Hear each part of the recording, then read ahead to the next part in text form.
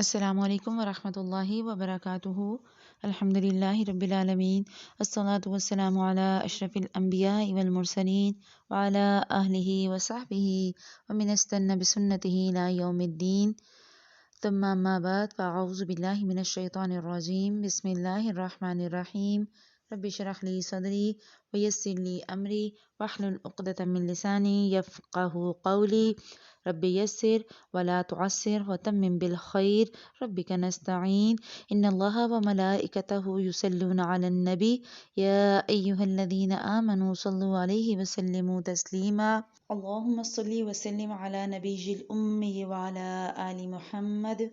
آج ہم انشاءاللہ تعالیٰ پڑھیں گے سورۃ البقرہ 114 سے انشاءاللہ تعالیٰ۔ تو اپنا لیسن دیکھتے ہیں۔ پہلے ترجمہ، وَمَنْ أَظْلَمُ مِمَّنْ مَنَعَ مَسَاجِدَ اللَّهِ أَنْ يُذْكَرَ فِيهَا اسْمُهُ وَسَعَى فِي خَرَابِهَا، وَمَنْ اور کون، أَظْلَمُ زیادہ بڑا ظالم ہے، ممن اس سے جو، منع کرے، مساجد اللہ اللہ کی مسجدوں سے، ان یذکر کہ اس میں کہ ذکر کیا جائے، فیہا اس میں، اسمہ اس کا نام، وسعی اور وہ سعی کرے، کوشش کرے، فی خرابیہا اس میں خرابی کی یا اس کی ویرانی کی، اولئک ما کان لہم اولئک یہی وہ لوگ ہیں، ما کانا نہیں ہے، لہم ان کے لیے، ان کے یدخلوہا وہ داخل ہوں اس میں، الا مگر خائفین خوف کھاتے ہوئے، ڈرتے ہوئے، لہم فی الدنیا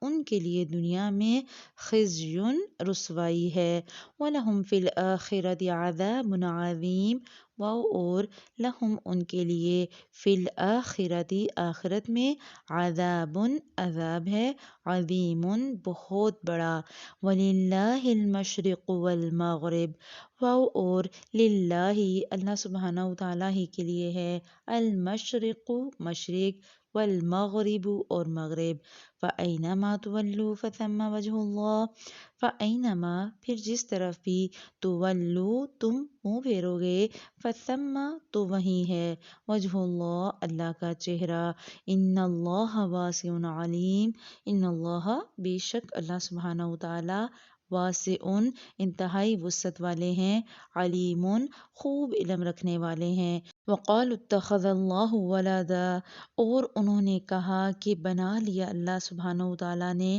کوئی اولاد، سبحانہ پاک ہے وہ، کس چیز سے، یہ جو انہوں نے شرک کیا اس سے، بل لہو بلکہ اسی کے لیے ہے، ما فی السماواتی جو کچھ آسمانوں میں ہے، والارض اور زمین میں، کل لہو قانتون سب کے سب اسی کے لیے فرما بردار ہیں، اطاعت شعار ہیں، بدیع السماوات والارض بدیع پیدا کرنے والا ہے، ایجاد کرنے والا ہے، السماواتی آسمانوں کو، والارض اور زمین کو، وَإِذَا قَضَى أَمْرًا فَإِنَّمَا يَقُولُ لَهُ كُن فَيَكُونُ، اور اذا جب، قضا وہ فیصلہ کرتا ہے، ارادہ کرتا ہے، امرن کسی کام کا، فَإِنَّمَا تو بے شک، یقول وہ کہتا ہے، لہو اس کے لیے، یعنی جو کام کرنا ہوتا ہے اس کام کے لیے، کیا کہتے ہیں اللہ سبحانہ وتعالیٰ، کن ہو جا، فیکون پس پھر وہ ہو جاتا ہے۔ ہم نے پچھلی جو آیت پڑھی تھی اس میں ہم نے دیکھا کہ یہود و نصارہ ایک دوسرے سے ہمیشہ جھگڑا کرتے، یہود کہتے کہ ہم ٹھیک ہیں، نصارہ کہتے ہم ٹھیک ہیں، مشرکین مکہ اس کی پیرلل یہ کہتے کہ ہم بھی ٹھیک ہیں۔ اللہ سبحانہ وتعالیٰ نے بتایا کہ اب دین محمدی بہترین دین ہے، اور جو اس پہ چلے گا وہی ٹھیک راستے پر ہے، وہی صراط مستقیم پر ہے۔ اللہ سبحانہ وتعالیٰ ان کے ایک رویے کی وضاحت کر رہے ہیں کہ وَمَنْ أَظْلَمُ مِمَّنْ مَنَعَ مَسَاجِدَ اللَّهِ، اس سے بڑھ کر ظالم کون ہوگا جو اللہ کی مسجدوں سے روکے، اس بات سے روکے کہ مسجدوں میں اللہ کا ذکر کیا جائے، اور مسجدوں کی بربادی کا سوچے۔ مسجد کا مقصد کیا ہوتا ہے کہ لوگ وہاں اکٹھے ہوں، اللہ سبحانہ وتعالیٰ کا ذکر کریں، اور اگر کوئی شخص اس ذکر سے ہی روک دے تو اللہ کی مسجدیں ویران ہو جائیں گی، چاہے وہ باہمی عداوت کی وجہ سے ہو، جھگڑے کی وجہ سے ہو، دشمنیوں کی وجہ سے ہو۔ مشرکین مکہ کیا تھے؟ کعبے کے متولی تھے، ان کے پاس کعبے کی چابیاں تھیں، لیکن انہوں نے وہاں پر جو مومنین تھے ان کا جانا منع کر دیا. انہوں نے پہلے تو مومنین کو، اللہ کے نبی صلی اللہ علیہ وسلم کو اور آپ کے صحابہ کو مکہ سے نکلنے پر مجبور کیا، اور پھر خانہ کعبہ میں مسلمانوں کو عبادت سے روکا. پھر جب صلح حدیبیہ ہوئی تو صلح حدیبیہ کے موقع پہ بھی یہی کردار دہرایا گیا، اور انہوں نے کہا کہ ہم تو اپنے آبا و اجداد کے قاتلوں کو مکے میں داخل نہیں ہونے دیں گے.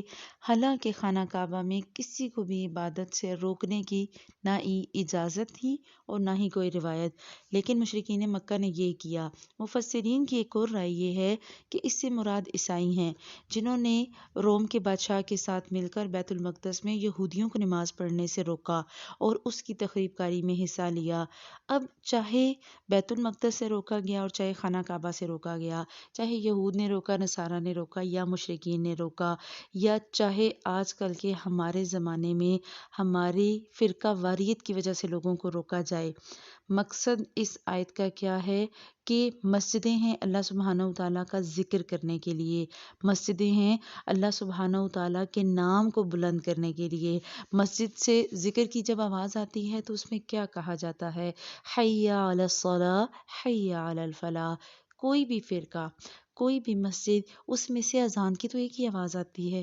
جب اذان ایک ہے، قبلہ ایک ہے، اللہ ایک ہے، اس کا رسول ایک ہے، تو اللہ سبحانہ وتعالیٰ کہہ رہے ہیں پھر مسجدوں میں آنے سے کیوں روکتے ہو؟ اور یہ جو رویہ اس وقت کے یہود اور نصارہ اور مشرکین کا تھا، آج یہی رویہ ہمارے دور میں انتہائی دکھ کے ساتھ ہمارے فرقوں کا ہے کہ آپ اپنے فرقے کے علاوہ کسی فرقے کی مسجد میں، کسی مسلک کی مسجد میں نماز نہیں ادا کر سکتے. اگر ایک مسجد میں آپ نے ان کے حساب سے ہٹ کے نماز پڑھی تو وہ صاف منع کر دیں گے، یا باہر لکھ کے رکھا ہوتا ہے یا اندر جاتے ہی آپ کو کہیں گے بھائی آج تو پڑھ لیا، آئندہ نہ آنا. تو یہ ساری چیزیں آپ نے اور میں نے سیکھنی کہ مشرکین مکہ نے تو اس وقت منع کیا تھا.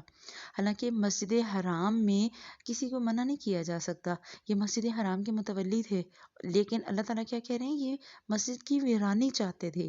اور آج ہمارا بھی حال یہ ہے، ہم کسی بھی انسان کو مسجد میں آنے سے روکیں گے تو حقیقت میں ہم مسجد کی ویرانی چاہ رہے ہیں. مسجد کی رونق کس چیز سے ہوتی ہے؟ نہ ہم اپنے پاس چابیاں رکھیں اس سے مسجد کی رونق ہے، نہ اچھے قالین بچھانے سے ہوگی، نہ ہی اچھی ڈیکوریشن سے ہوگی. مسجد تو نمازیوں سے آباد ہوتی ہے. آج آپ دیکھ لیں گلی گلی میں مسجد ہے اور گنے چنے نمازی ہوتے ہیں. آپ مسجد میں قالین ڈلوا دیں تو اس سے مسجد کی رونق نہیں بڑھے گی.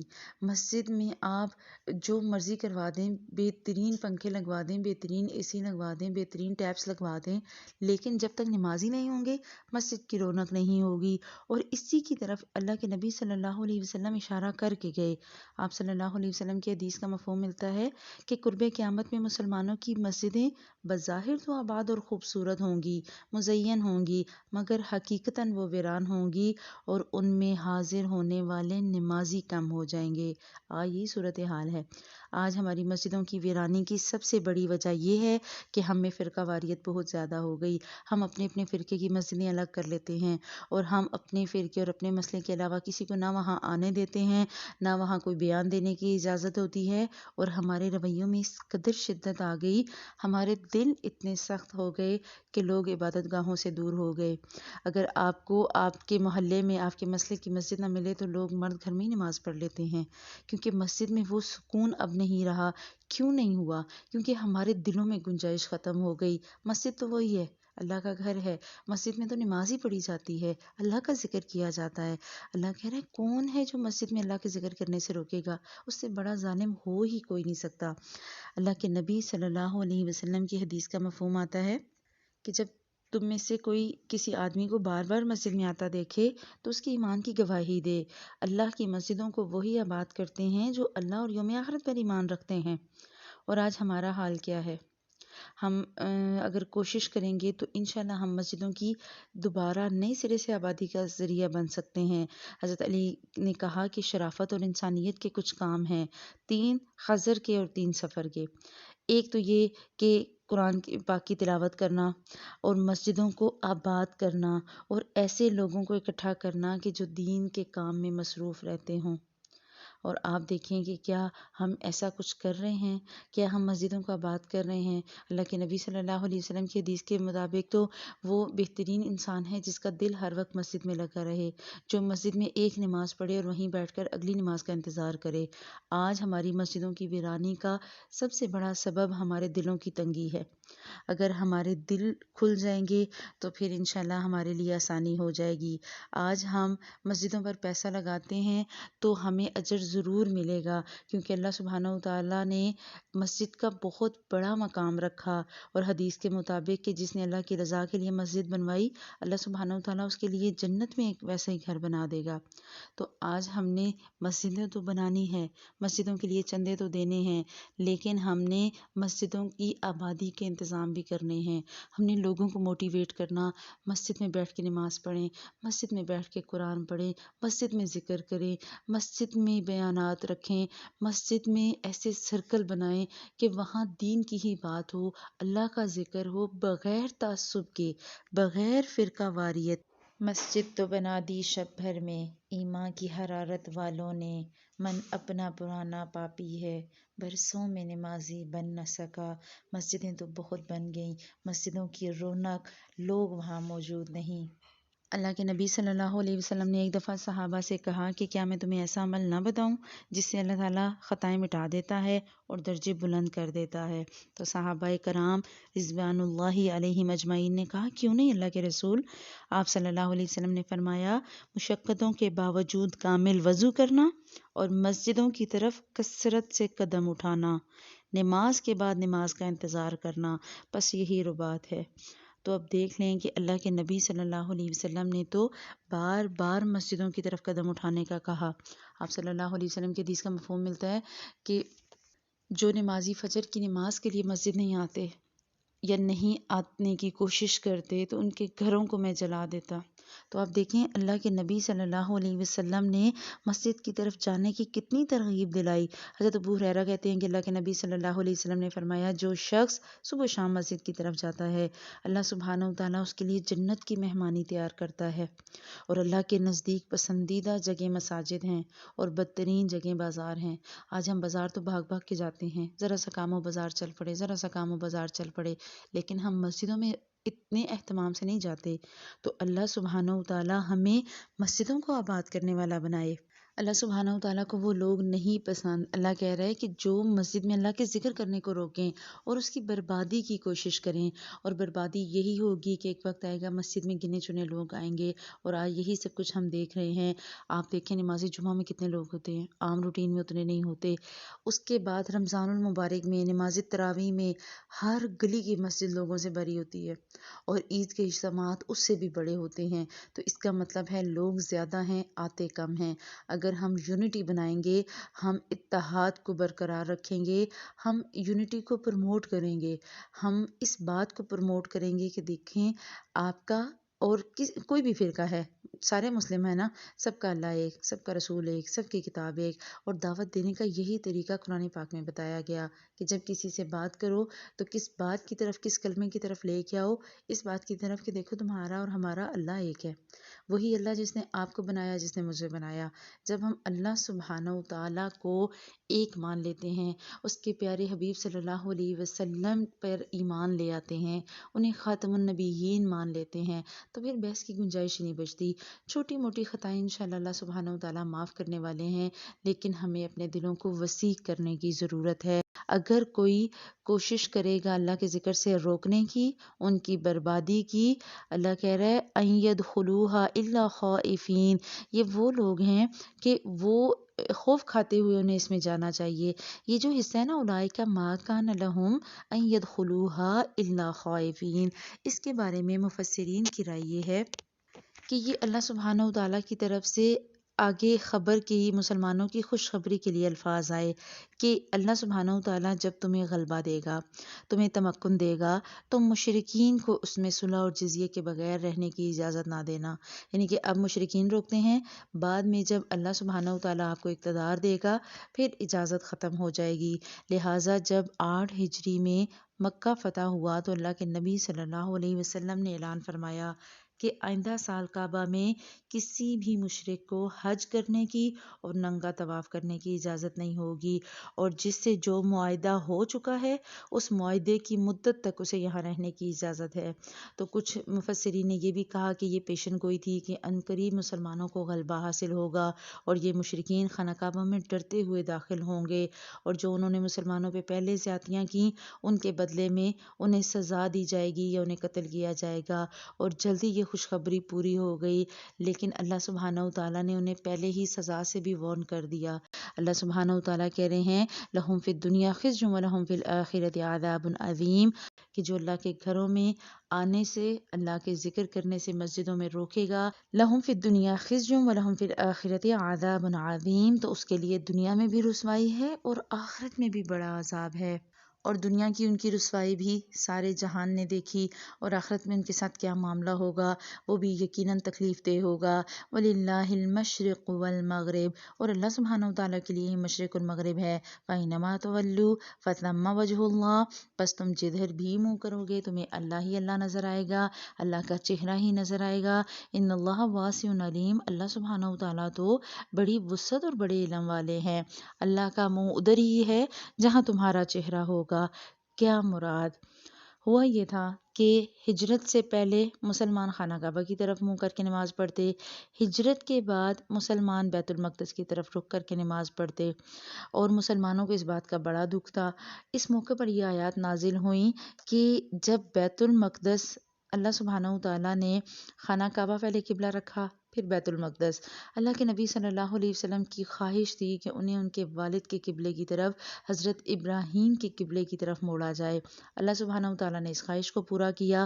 اب جو وہاں کے مشرکین تھے یا یہود و نصارہ، وہ اس بات کو اعتراض بناتے اور اس بات پر حجت کرتے کہ یہ کیسا نبی ہے تمہارا کہ کبھی ایک قبلہ بناتا ہے، کبھی دوسرا، کبھی ایک طرف منہ کرتا ہے، کبھی دوسری طرف۔ ہم پیچھے یہ آیات پڑھ چکے۔ اسی کے ریلیٹیو یہ بات ہے کہ اللہ سبحانہ و تعالیٰ نے ہی حکم دیا تھا کہ مکہ کی طرف، خانہ کعبہ کی طرف منہ کرو۔ اللہ سبحانہ و تعالیٰ کے حکم سے بیت المقدس کو خانہ کعبہ بنایا گیا، قبلہ بنایا گیا، اور پھر خانہ کعبہ کو جب حکم دیا گیا تو دوبارہ سے قبلہ بنا دیا گیا۔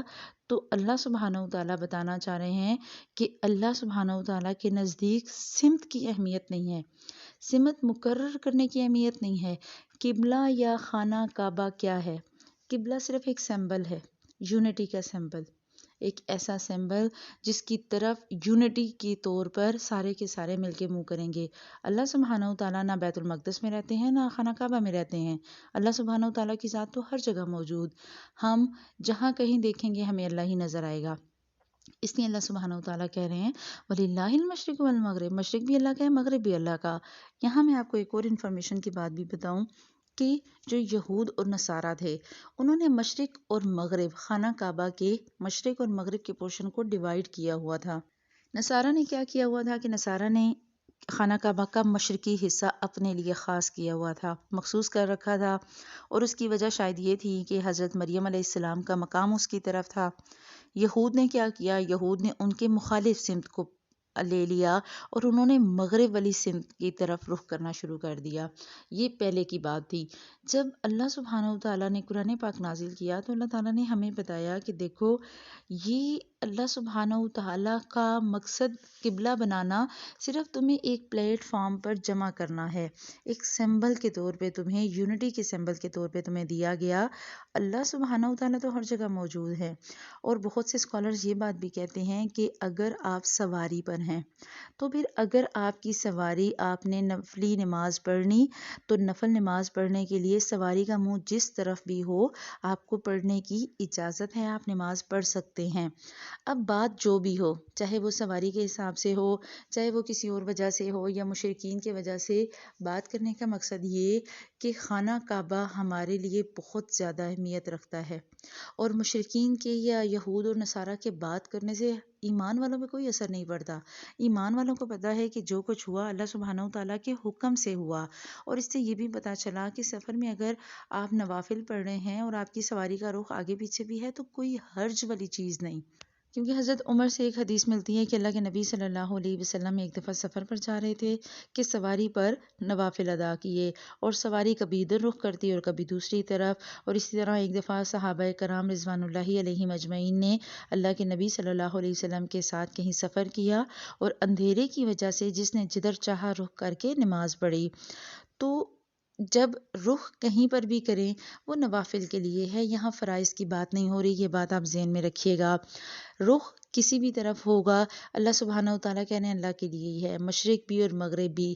فَأَيْنَمَا تُوَلُّوا فَثَمَّ وَجْهُ اللَّهِ، تم کہیں پر بھی رخ کرو گے آگے اللہ کی ذات ہے۔ اسی نے کہا بیت المقدس کو قبلہ بناؤ، اسی نے کہا خانہ کعبہ کو قبلہ بناؤ۔ ان اللہ واسع علیم، اللہ تو بڑی ہی پھر وسعت والے ہیں، اللہ تو پھر بڑے ہی علم والے ہیں۔ پھر یہاں پر بات کی گئی اللہ کے چہرے کی، وجہ اللہ، اللہ کا چہرہ۔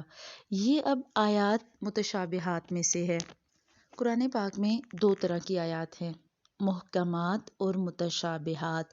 محکمات وہ آیات ہیں جن میں ہمیں احکامات دیے گئے، نماز پڑھو، روزہ رکھو، حج ادا کرو، زکوٰۃ ادا کرو، یتیم کے ساتھ اچھا سلوک کرو، مساکین کے ساتھ اچھا سلوک کرو، مسافروں پر خرچ کرو، ماں باپ کے ساتھ اچھا سلوک کرو۔ مطلب ہر طرح کی وہ باتیں جو حکم میں شامل ہیں وہ ہیں محکمات، اور کچھ ہیں متشابہات جو آپ کو صاف نہیں ہیں، جیسے اللہ کا چہرہ، اللہ کا ہاتھ، صبغت اللہ، اللہ کا رنگ۔ تو جو چیزیں جیسے ہیں متشابہات میں سے، ہم نے ان کو ڈسکس نہیں کرنا، نہ ہی ہم نے ان پہ بحث کرنی ہے، ہم نے ان کو ایز اٹ از ان پر ایمان لانا ہے، ان کو مان لینا ہے۔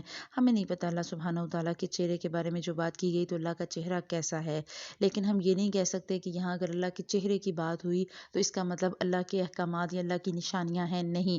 یہاں اللہ کے چہرے کی بات ہوئی، اللہ سبحانہ و تعالیٰ کا چہرہ، اللہ سبحانہ و تعالیٰ کا ہاتھ، اللہ سبحانہ و تعالیٰ کا وجود ویسا ہی ہے جیسا اس کی شان کے لائق، بس اس سے اوپر ہم کوئی بات نہیں کہہ سکتے، چاہے کچھ بھی ہو جائے۔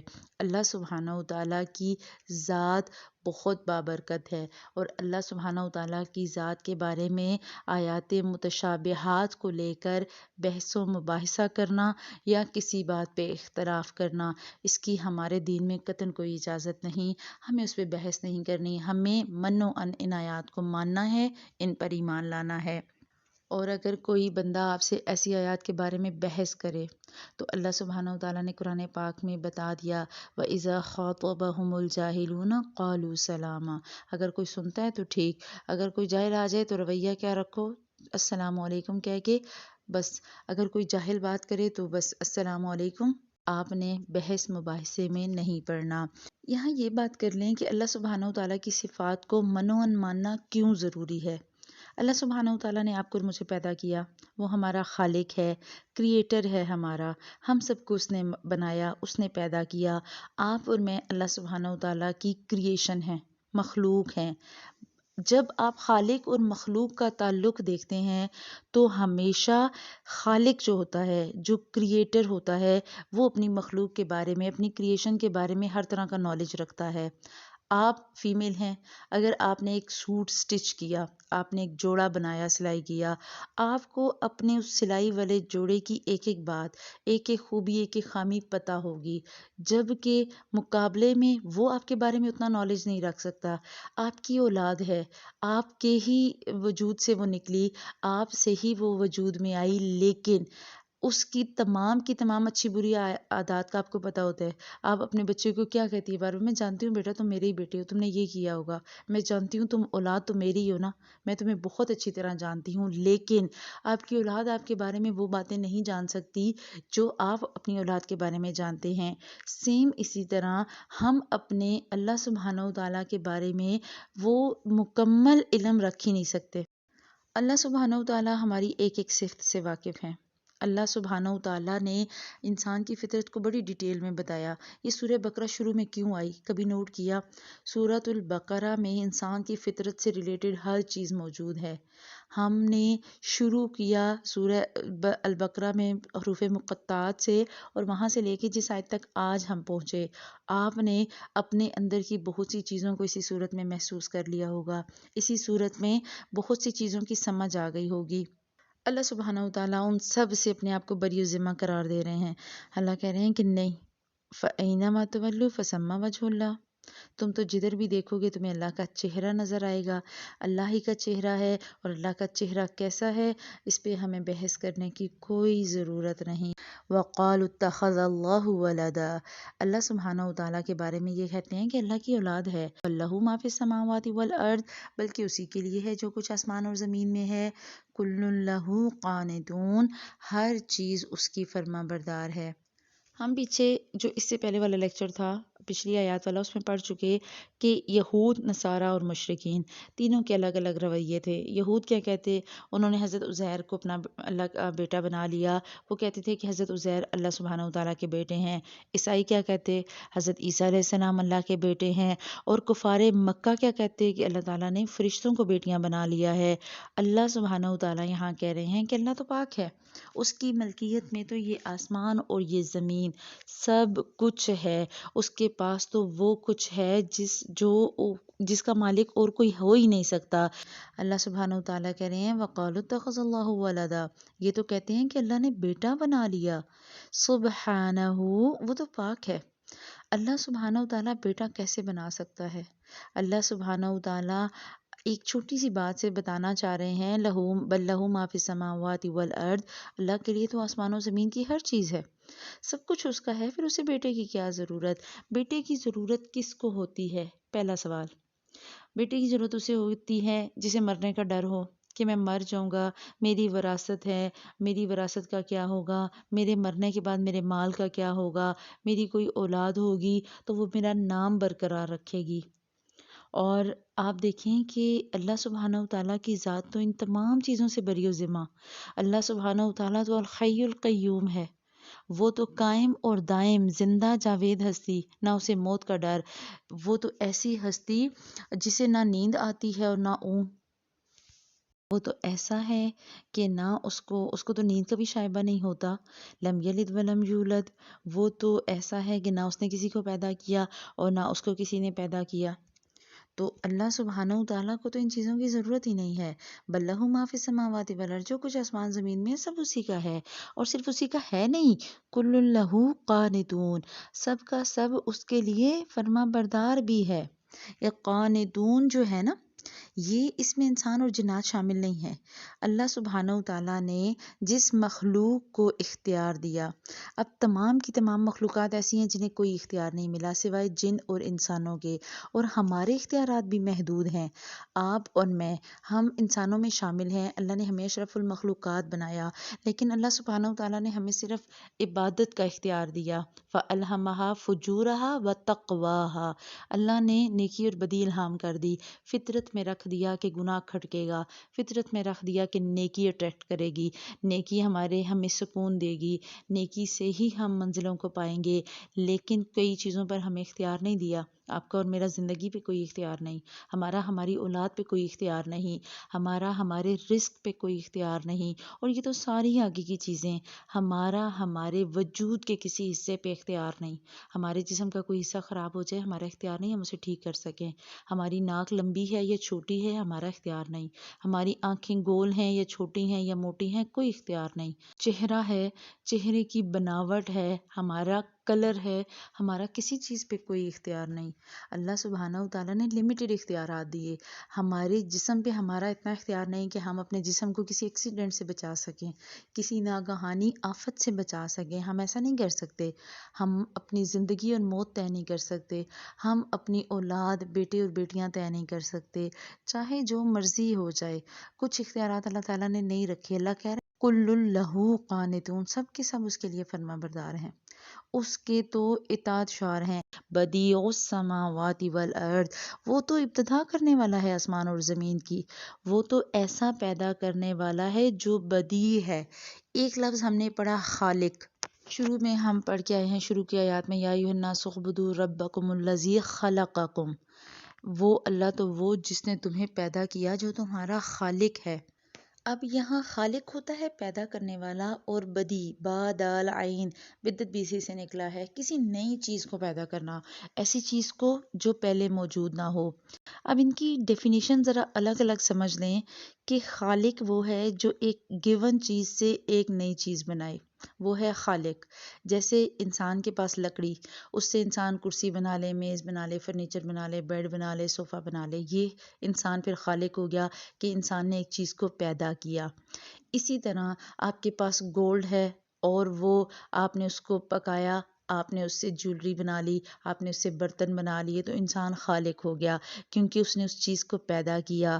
بدیع کا مطلب ہوتا ہے ایسی چیز پیدا کرنا جو عدم وجود میں ہی نہیں تھی، ایک ایسی چیز کو پیدا کرنا جس کو پیدا کرنے کے لیے مٹیریل موجود نہیں تھا۔ بدیع السماوات والارض، وہ تو پیدا کرنے والا ہے آسمان کا اور زمین کا۔ بدیع ہے کسی چیز کو عدم وجود میں لانا، کریشن ایکس نہیلو، یعنی کہ اللہ سبحانہ و تعالیٰ نے اس دنیا کو بنایا فریلی آؤٹ آف نتھنگ، اور کوئی چیز بھی نہیں تھی۔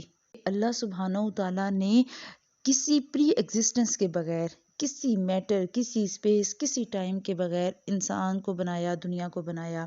اللہ سبحانہ و تعالیٰ نے انسان بنایا، انسان کس سے بنا؟ مٹی سے۔ اب مٹی نہیں تھی، اللہ نے مٹی بنائی اور پھر مٹی سے انسان بنایا، یہ ہے بدیع۔ خالق اور بدیع کا فرق اب آپ کو سمجھ میں آیا؟ خالق وہ جو کسی چیز سے بنائے گا کچھ۔ اللہ سبحانہ و تعالیٰ خالق ہے کیونکہ اللہ نے انسان کو مٹی سے پیدا کیا، لیکن اللہ سبحانہ و تعالیٰ بدیع ہے کیونکہ مٹی نہیں تھی، اور اللہ سبحانہ و تعالیٰ نے مٹی سے اس انسان کو بنایا۔ یہ دنیا نہیں تھی، اللہ سبحانہ و تعالیٰ نے انسان کے لیے یہ دنیا بنائی، اور پھر ہمارا ایمان بھی اسی پر ہے۔ الذین یؤمنون بالغیب، مومن کون ہوتے ہیں؟ جو غیب پر ایمان لاتے ہیں، اور اگر غیب نہ ہوتا تو آزمائش کیسے ہوتی؟ غیب ہے تو آزمائش ہے۔ اللہ سبحانہ و تعالیٰ نے یہ جو الہامی کتابیں بھیجیں، یہ آپ کے اور میرے لیے بھیجیں، اور یہی وجہ ہے کہ یہ کتابیں پرانی نہیں ہوتی، کیونکہ ان کا ٹاپک ہی انسان ہے۔ اللہ سبحانہ و تعالیٰ نے آدم علیہ السلام کو پیدا کیا، تب سے لے کر اب تک تمام انسانوں کو پیدا کیا، تو تمام انسان کھاتے منہ سے ہی ہیں۔ تمام انسان جب کھاتے ہیں تو ان کا جو کھانا ہے وہ ہضم ہوتا ہے، اور اس کے بعد انہیں پخانے کی حاجت ہوتی ہے۔ آج کے زمانے کا انسان آدم علیہ السلام کے زمانے سے بہت زیادہ ترقی یافتہ ہو گیا، لیکن اتنی ترقی کے باوجود کھانا تو وہ منہ سے ہی کھاتا ہے۔ کوئی روبوٹک سسٹم تو ہے نہیں کہ کھانا ہضم ہو جائے اور اسے فضلہ جات نہ کرنے پڑیں، ایسا کوئی سسٹم نہیں ہے۔ انسان پیدا ہوا، اتنی سائنس کی ترقی کے باوجود، کتنا کچھ بن چکا، اس کے باوجود بھی آج بھی ایک خاوند کو ضرورت عورت کی پڑتی ہے، آج بھی نکاح ہی کیا جاتا ہے، آج بھی بچے کسی سائنٹیفک آلات سے نہیں پیدا ہوتے، آج بھی بچے اسی طرح انسان سے پیدا ہوتے ہیں۔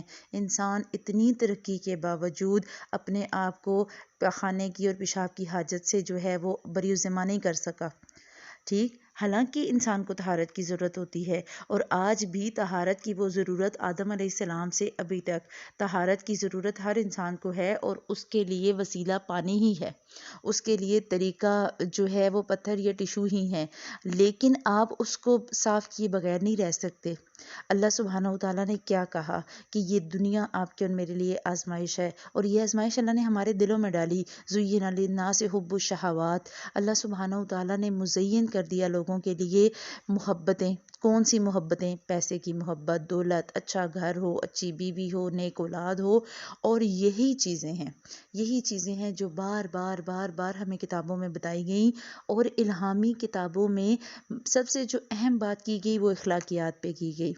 آپ دیکھیں، جب سے اللہ سبحانہ و تعالیٰ نے دنیا کو تخلیق کیا، تب سے اب تک اللہ سبحانہ و تعالیٰ نے انسان کو بہت کچھ سکھایا، علم آ گیا، سب کچھ آ گیا، لیکن اللہ سبحانہ و تعالیٰ نے اس قرآن پاک میں سب سے زیادہ زور جو دیا وہ اخلاقیات پہ دیا، کیونکہ اخلاقیات اور عبادات دونوں مل کے ایک مکمل انسان بناتی ہیں۔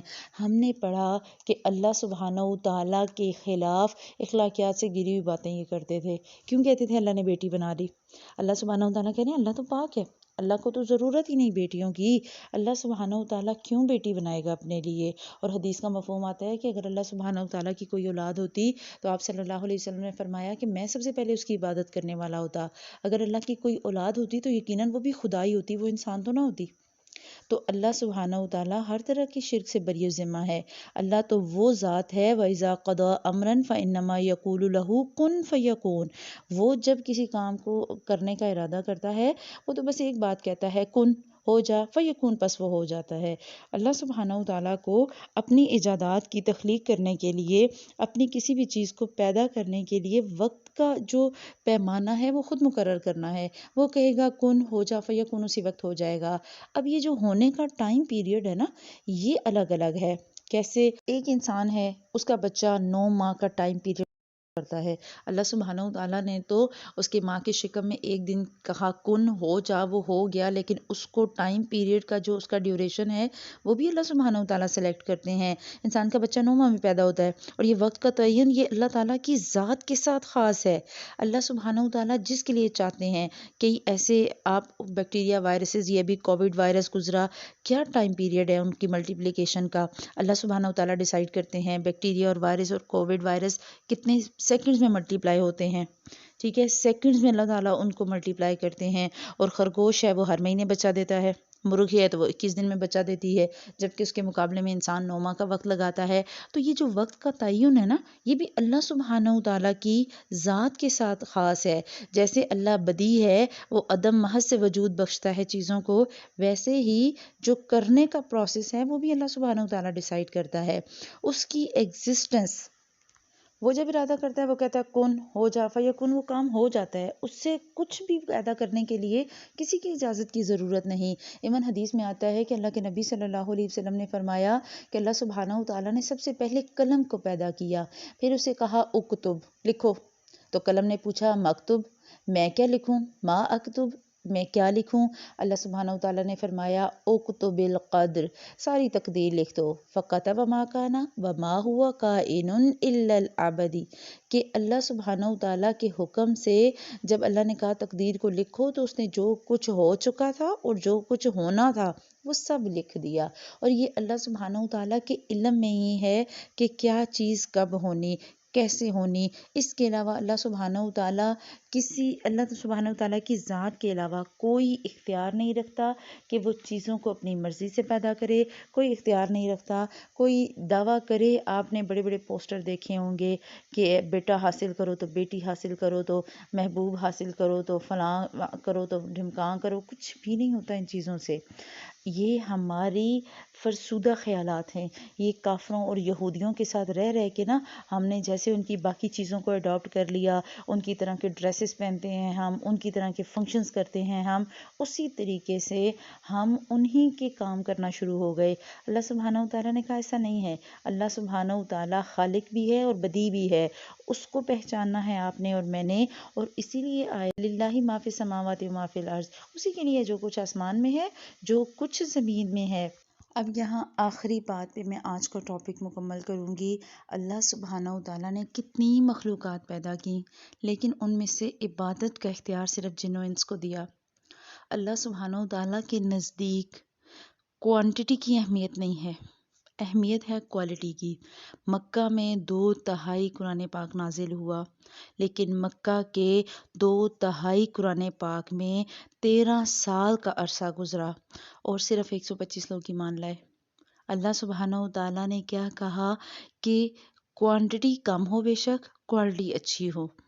انسان تبلیغ کرے، انسان اللہ کا ذکر کرے، انسان اللہ کے ذکر پہ اور اللہ کے احکامات پہ چلے، اور چلے گا تو کامیابی پائے گا. اور یہی کی یہی باتیں ہر دور میں اللہ نے کی اپنے بندوں سے. ہر دور کے انبیاء ہمیشہ یہی تعلیمات لے کر آئے. اللہ سبحانہ و تعالیٰ کی ذات کے بارے میں تو قرآن جگہ جگہ گواہی دیتا ہے، سبح اسم ربک الاعلی، وہ تو بہت ہی بلند ہے، اپنے نام کی طرح پاکیزہ. الذی خلق وسوی، اس نے پیدا کیا اور ٹھیک ٹھاک بنا دیا، سالم بنایا. والذی قدر فہدی، اس نے پھر تقدیر بھی بنائی اور پھر راستہ بھی دکھا دیا، ٹھیک، صراط مستقیم دکھا دیا، سیدھا راستہ دکھا دیا۔ والذی اخرج المرعى فجعله غثاء احوا سنقرئک فلا تنسى الا ما شاء الله انه يعلم الجهر وما يخفى وَسَنُيَسِّرُكَ لِلْيُسْرَىٰ فَذَكِّرْ إِن نَّفَعَتِ الذِّكْرَىٰ۔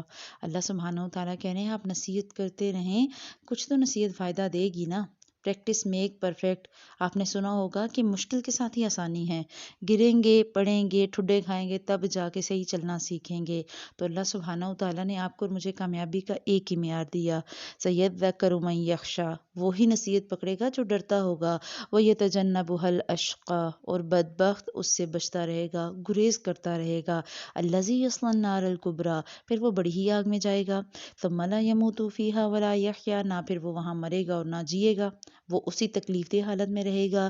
لیکن اس کے مقابلے میں جس نے اللہ کے کلام کو سمجھ لیا، قد افلح من تزکا، جس نے فلاح پالی وہ پاک ہو گیا، وذکر اسم ربہ فصلی، جس نے اپنے رب کے نام کو یاد رکھا اور وہ نماز پڑھتا رہا، بل تؤثرون الحیات الدنیا، لیکن تم تو بڑی بدبخت ہو، کیا کرتے ہو تم تو دنیا کی زندگی کو ترجیح دیتے ہو، تمہارے 24 گھنٹے دنیا کے لیے گزرتے ہیں۔ آج اپنے 24 گھنٹے کو کاؤنٹ کریں نا، بیوی اب کیا کیا کرتی ہے، شوہر کے لیے، گھر کے لیے، بچوں کے لیے، ساس کے لیے، ماں باپ کے لیے، اپنے رشتہ داروں کے لیے، اپنے فنکشنز، آپ کے اسکول، آپ کی شاپنگ، آپ کا گھر، آپ کی صفائیاں، آپ کے جھاڑو اور پوچے اور برتن اور کپڑے اور جوتے، یہی دن گزر جاتا ہے، 24 گھنٹے عورتوں کے اسی میں گزر جاتے ہیں، کس کے لیے؟ دنیا کے لیے، بل تؤثرون الحیات الدنیا، تم تو دنیا پانے کے لیے محنت کرتے ہو، تم تو دنیا کی زندگی کو ترجیح دیتی ہو، جبکہ کرنا کیا تھا،